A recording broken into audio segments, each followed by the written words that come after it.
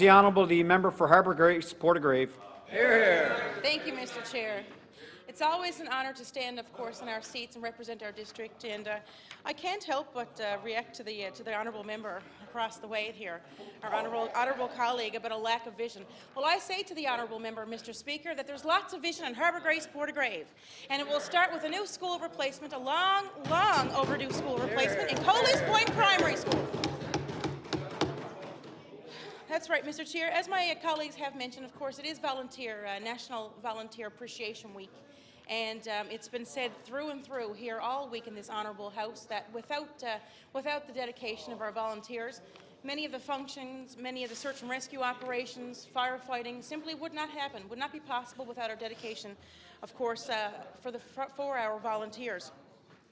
And at this time now, Mr. Speaker, I would like to reflect on an event that we held, actually two events that we held in the district of Harbour Grace Portagrave this past week, and that was to honour the Humboldt hockey organization, of course, with that dreadful tragedy, of course, that happened in Saskatchewan, claiming 16 lives. As I mentioned, we had a direct connection, of course, in the district of Harbour Grace Portagrave, in the town of Bay Roberts, with the Tobin family. Hockey player Parker Tobin, of course, his father grew up in Bay Roberts, and his mom grew up in the neighbouring district of Hearts Content, Carbonear, Trinity, Bay de Verde. So lots of family members still residing, of course, in our region. So we held our town in Bay Roberts, along with other communities throughout Conception Bay North, quickly came together. They planned a vigil. It was a beautiful vigil. The house was packed at the Bay Arena, Mr. Speaker, on Thursday, and the lighting was just beautiful. It was the lighting of the Broncos, of course, the green and the gold illuminated the stadium. And it was wonderful. And I hear many people say that they have not seen as many people in the Bay Arena on the Thursday and the Saturday for the charity hockey game. It was years and years ago when the Shearstown Tigers were playing senior hockey. At that time, it was the last time the house was full. But it certainly was wonderful to see. Caribou's out of champions this year. So, and also the charity hockey game, as I mentioned, it was members of the town of Bay Roberts, council, staff, also the volunteer firefighters took on, and I also laced up my skates and put on my hockey equipment, and I played as well. I was the only female to play. They didn't go easy on me, but it certainly was a great time. I was tender for a couple of days after, but certainly for a good cause. And we took on the local RCMP detachment and sheriff's officers in the area, and we won. It was a real intense game. Again, the community spirit, everybody was playing for this cause, and for those players, and for the coaches, and that bus driver, and that young recreational therapist that also lost her life on that bus that time. And again, more than $8,000 was actually raised and will be sent to support the Tobin family. So hats off to the volunteers. I mean, again, the things simply would not happen. You take our firefighting. I have a lot of great, strong departments in my district.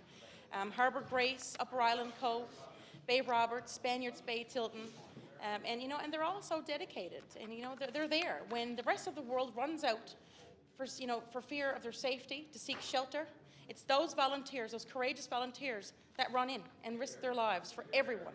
And we also have the Wolverine Search and Rescue, located operates out of Bay Roberts, and that's a regional team. So we have so many strong volunteers in the district of Harbour Grace Portagrave and throughout Conception Bay North, Mr. Speaker, that we're very, very proud of.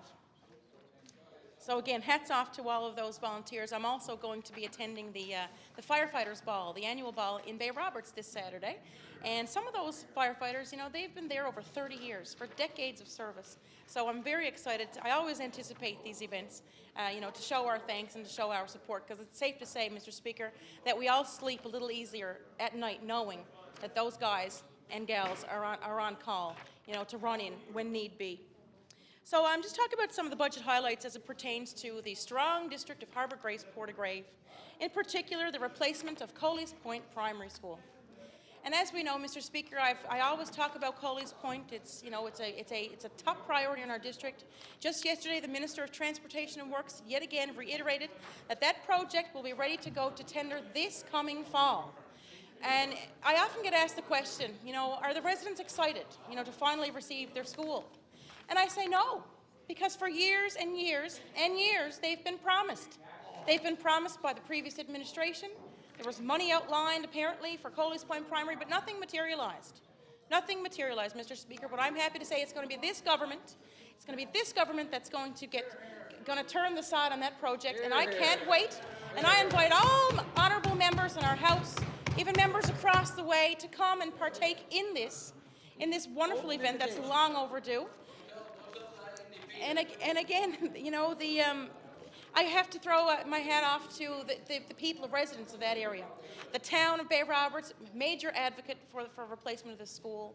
All residents, it services Portagrave, Barrow-Need, Coley's Point, Bay Roberts. Some children from Clark's Beach also attend, Shearstown and Butlerville. I mean, it's a large population in Coley's Point Primary, and believe you me, Mr. Speaker, we're starting off with 1.8 million in this year. You know, the land has to be purchased still. That has not been done. You know, the design have to come. The land's purchased. We have the land. Yes, it's been expropriated, but now it's still at the very basic stages, Mr. Speaker. And but it will happen, and we're looking forward to seeing that go to tender and physical work happening in the following spring, with a completion date of 2021 for Coley's Point Primary School. Also, Mr. Speaker, for a very first in our province, we're making history in the district of Harbour Grace Portagrave for the town of Bay Roberts, and again, surrounding communities will be part of this, and they'll benefit. For the first time, we'll be hosting the 2020 Summer Games in Bay Roberts. I mean, it's never happened before, and believe you me, this is something that the people are very excited about out there. Again, I have to recognize our Recreation Director, Ian Flynn. Each year, he's submitted strong applications year after year, but I'm happy to say it's going to be this government, Mr. Speaker, that's going to bring those games to the area. Well deserved. The infrastructure is the Pitcher's Pond is going to benefit in the neighbouring district for their golf course over there, of course. It's great news, and all surrounding communities will benefit from this. You know, this will be a regional games, and so, and being an athlete myself, Mr. Speaker, with softball and hockey, I can't wait to see those young athletes and, you know, the volunteers and their family and you know, their fans come from across the province. We're going to have the top athletes in Harbour Grace Portagrave in Bay Roberts in 2020. And again, I extend that invitation. We have so much to offer in our area with regard to tourism, lots of history in Harbour Grace and Portagrave, beautiful scenic shores. You know, we've also got some great money again this year in the budget, of course, to support the Hibbs Hold Fishermen's Museum. The minister informed me just the other day, so some money to support that heritage in Portagrave. We've got also the Heritage Society in Bay Roberts. We're getting some money, and again, and the Conception Bay Museum located in Harbour Grace. So lots of great history, lots of current events happening. We've got beautiful facilities, our new stadium in Harbour Grace, the Bay Arena. I'm told also we're going to have beach volleyball for this event. And I'm also happy to say the minister informed me as well that we have a $200,000 operating grant that will be awarded to Bay Roberts. It's the minister, my friend and colleague, the minister, of course, for Children, Senior, Social Development, the strong member for Cartwright Lanzaclear, informed me of that today. So again, that's $200,000 for an operating grant alone, which will be rewarded to Bay Roberts. So lots of great things happening in tourism. Also, roads, of course.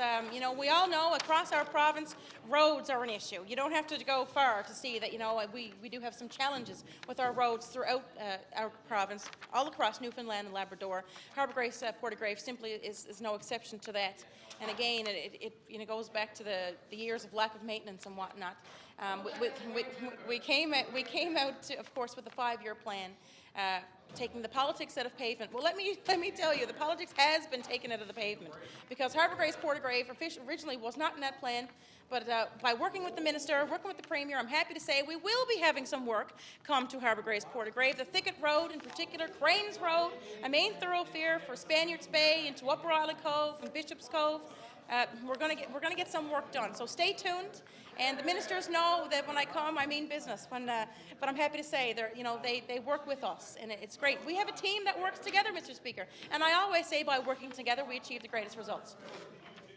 So also, Mr. Speaker, an issue now that I want to get to as well.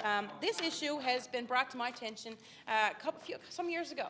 It was actually just as I got elected in 2015 in the provincial election, and this is about the cabin owners. The cabin owners, which we hear about, we've been hearing about them for the past year. out across our province, but in this region in particular. And I speak on behalf of residents that I represent who have cabins in areas such as the Old Track, Sutton's Pond, and those areas.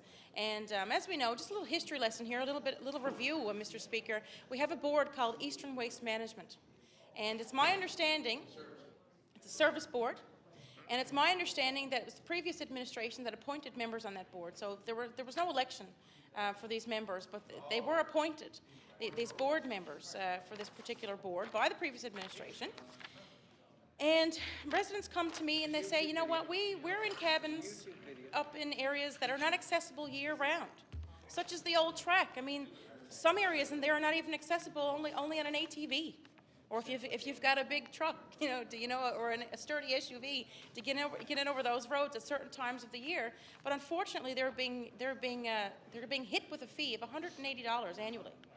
And I have met with the chair, Mr. Ed Grant. I've invited him to come to my district, and he did so, along with his colleague, Mr. Ken Kelly. They met with some constituents. We arranged a meeting at the Spaniards Bay Legion a couple of years ago because I wanted to put these guys in front of my constituents to hear their concerns directly.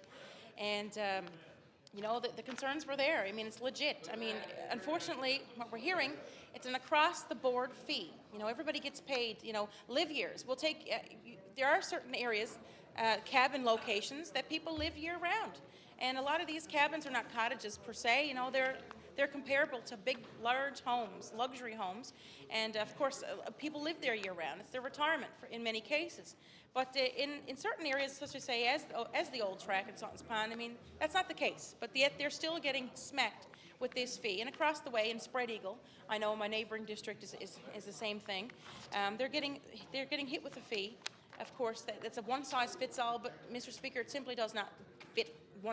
This size does not fit all. Again, they're not live years. Some of these cabins do not even have electricity. And I'm also getting reports regularly that their garbage is not being picked up, as they're having to pay to have this service. And a lot of them now have had surveillance cameras installed on their properties up there on the Old Track, Sutton's Pond, and so on, and across this region. And they're actually saying, they're monitoring the service, and in some cases the service is simply not there.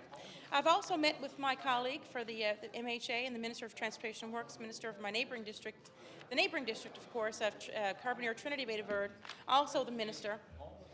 MHA from Harbour, Maine's also there, and we met again with the service board, to try and come to some resolution. So we need to find a resolution, whatever that is, because it's simply not the right answer for the people in my district who attend these seasonal cottages. So I will certainly continue to advocate. I've done interviews with CBC. I've gone on the VOCM open line and whatnot. Again, the meetings are continuing, but it's something that I'm sure this conversation will be ongoing on that. So and I know that some of these cabin owners are watching today at home, Mr. Speaker, because it's something they take very seriously. So I know, the minister. We've talked to the minister. The minister's committed to finding a solution, keeping the pressure where it needs to be, because we need change. I mean, again, it's not a one-size-fits-all. It's my understanding that service boards across the province, such as the West Coast and whatnot, they're working with those residents. They're not simply slapping on this large fee. They're working with the residents, is my understanding. I think if they want the service, they can opt into it. If they don't, they don't. Because a lot of these cabin owners, they go up there and they take their garbage home. They don't even utilize a garbage fee. I mean, and the logic that was given to me by the chair is that you take Brigus for an example, a municipality. They need their garbage picked up. Some people live in Brigus on the weekends or seasonal, and they have their house elsewhere, but they come on the weekends. And I said, no, Mr. Chair, with all due respect, you cannot compare a municipality, an incorporated community, to an area such as the Old Track or Sutton's Pond. It's just not comparable, and we simply need to work together again to come up with a resolution on that. But also now, moving forward to get the budget, I will have more opportunity to talk about projects and talk about the budget, how it pertains to the province as a whole, and of course the district of Harbour Grace, Portagrave, but all my communities in the district, such as Bryant's Cove, they're happy. They have work done finally on what's called the Point Road down there. It's a highly populated road in that community, and again, for years, it was it had gone to the wayside, I guess, with regard to maintenance of the road. But again, it's our government. We're supporting these small towns. This is a small town with a population of less than 400 people. I think, if I'm correct, less than 400. So, it's our government. We're working with these municipalities, large and small. We have larger sized municipalities in the district of Harbour Grace, Portagrave, such as Bay Roberts with around 6,000 population. But, we're working with all these municipalities, and I'm happy to say these projects are ongoing and continuing to receive the support, of course, from not only the province, but also from our federal colleagues, of course. And, we have a great relationship with the federal government, as you know, and it gets brought up every day, Mr. Speaker, here in the question period. I think the previous administration, they like what they see with the relationship, with the province and with Ottawa.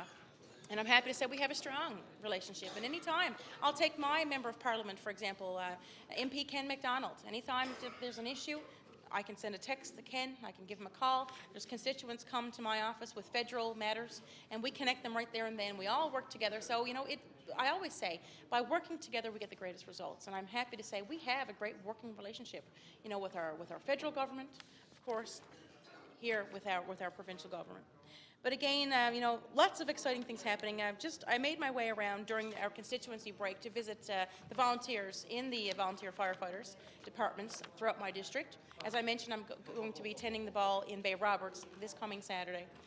But I, met with Harbour Grace, and we announced some money there, several $1,000s for equipment upgrades and whatnot. Same thing with Upper Island Cove, and I'm happy to say that they've been advocating a long time, the town of Upper Island Cove, along with the volunteer firefighters and residents there, because this particular department, they're also responsible for the community, the town of Bishop's Cove and the town of Bryan's Cove, and they respond quickly.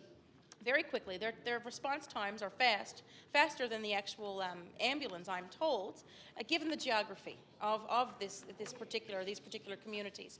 And so they've been advocating for what's called a medical fire rescue unit. See, they provide a lot of medical services to residents in that area, and it's something that they've needed for a long time. They tell me, it's an ongoing joke. It's not necessarily funny, but they always joke. The current truck they're using, any day, they're gonna think that this, that she's gonna give up as she's gone up over the Long Hill in Upper Island Cove, the truck, because it seriously needs to be replaced. But I'm happy to say, the minister came out, of course, just last year, and my colleague, again, MHA for the neighbouring district, Carbonier Trinity Bay, and we made that announcement. They're going to get that truck, that fire rescue unit, and it's well deserved. But that's what it's all about. It's all about being on the ground, getting around to your departments, to your residents, to your individuals, to your committees, to your organizations, and working together and communicating and finding out what those needs are, and having that open relationship, and and working. I mean, obviously, there's no secret genie in the bottle. All wishes cannot be granted. But when you work hard and you communicate and you do what you can, a lot of great times, you're able to produce results by again working together through cost share formulas, through municipalities and the provincial government and the feds. And so again, back to the member statements earlier, my honourable colleague, who I respect, and I'd like to throw out congratulations to her, by the way, for becoming the new leader of the third party. Congratulations, but please, with all due respects, I mean, let's paint a picture of reality about a lack of vision. We are arguably, yes, in the hardest times that we've ever faced financially in this province. And we know this for a decade of mismanagement of funds. $25 billion in oil royalty. Where did it go? Where did it go? And don't talk about a seniors advocate. Those seniors deserve an advocate. They deserve a department all on their own. The seniors built Newfoundland and Labrador. So anything we can do for our seniors, Mr. Speaker, we're going to do. And we're committed to it. And I'm proud to be a member of this team, because it's this team who will be listening to the people of Newfoundland and Labrador, who will be working with the people of Newfoundland and Labrador, and who will also be working with our federal government, our government of Canada, Mr. Speaker. Because we have it working here. And again, you're all invited to come and help and witness the sod turning and the tender of Coley's Point Primary School, that long overdue project. I can't say it enough. I'm very happy to hear about that. That things are happening, because for so long those children, that staff, and those residents, have been waiting. It's over a 65-year-old structure. I'm passionate about it, Mr. Speaker. I realize that. But when I meet with my residents and they tell me, and when I've walked through the halls of that school, and to see well, you know what, it's simply not good enough. But we're here to say, you know, we're going to help, and we're going to do everything we can, again. So this is budget. I look forward to, again, speaking to the budget, again, throughout this term. And so, again, congratulations to all of our volunteers. Please keep up the good work. We wouldn't have the success and the safety without the dedication of our volunteers. On that note, Mr. Speaker, I certainly will take my seat, and thank you very much.